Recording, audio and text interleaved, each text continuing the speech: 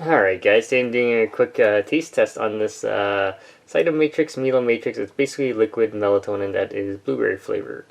So, there you go. If you guys want to read it, pause the video. Here's the side, and it's got xylitol in there. So, let's open this up. This is what you see here. See if it actually tastes like blueberry. There's a dropper in there. And this is the melatonin right there.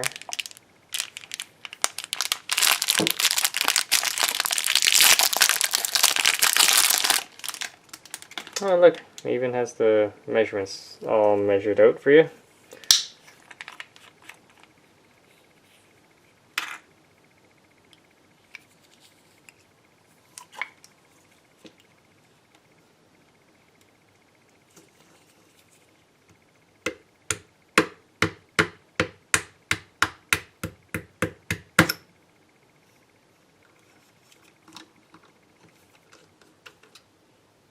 There you go. All set.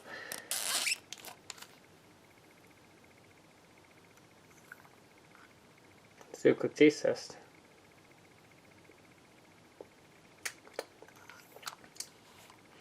Okay, so it has the aroma of blueberry, but it's more like a medicine aroma, like cough syrup.